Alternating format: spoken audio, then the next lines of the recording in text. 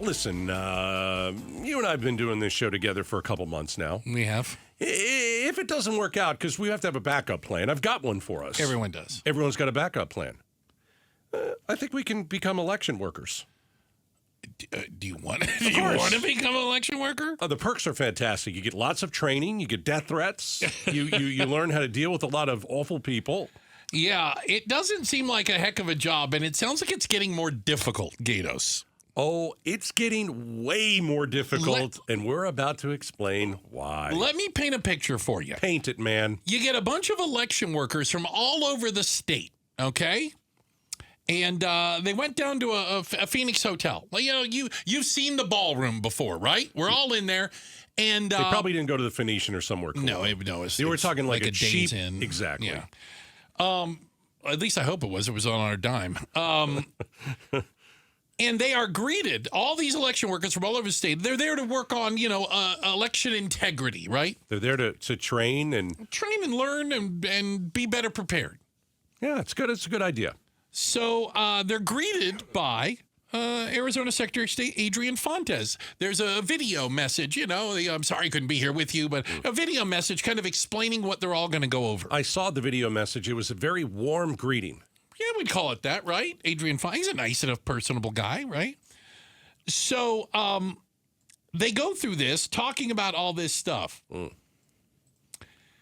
And at the very end of this message, yes, Adrian Fontes, the real Adrian Fontes, tells the group that video message was a fake, an AI creation built totally out of publicly available images. That wasn't him, and he never said any of those things. Wow. And it was mind-blowing to these people. Yeah, apparently they're calling it a first of its kind drill. And so when you're an election worker and you're going in and you're trying to learn what exactly you're supposed to do, obviously you're not supposed to trust anything because even the video that they watched on purpose, it was fake. Of the Secretary of State. The people watching it had no idea. Yeah. But I think Adrian Fontes made a statement here. Don't trust anything. That isn't even me. That's why I played that video warmly greeting you. And I think that's got to be very difficult for some people because, you see something like that. And we know that this coming election is going to be full of AI-generated images, videos, audio. Yeah. And what do you know is true? And listen, we're on the same side of this where we see stories all the time. And I know you and I go back and forth and go, is that really true? Did you really say that? Okay, we're going to have to, I'm going to need to see that somewhere else first. Like, you know what I'm saying? Like, yeah.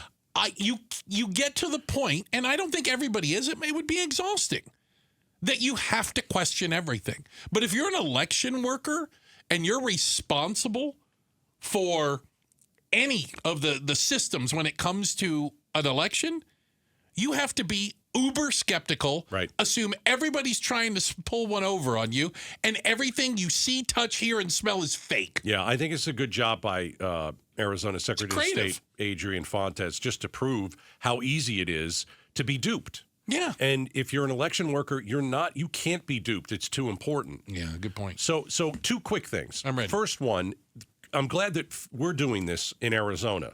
It looks like we're ahead of a lot of other states. Yes. Apparently this isn't happening everywhere. Okay.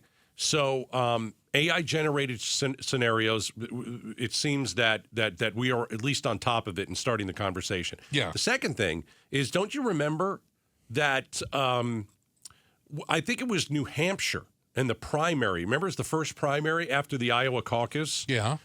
There were voters in New Hampshire that got calls. Oh, yes, they got what they call them, robocalls. Well, it was but it was Biden.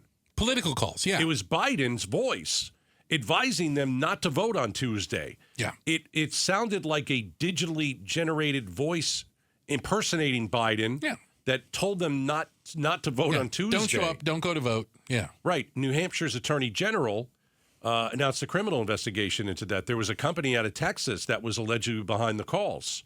But here's the thing. What if somebody decided to listen to that phone call and take it seriously and then not go and vote? Well, and that was a primary for goodness. So you got to believe it's on a small scale. Whoever was behind that, compared to the election in November, right? small. And whoever was behind that, I mean, it wasn't like Biden was going to lose the primary, right? It didn't really matter then. So that was a test. It that could was be. Let's see how this works. Yeah, but here, I'll give you another example of how that could work. Okay. Let's say in November, on the day we are November 5th. Going to vote, right? Yep, Tuesday.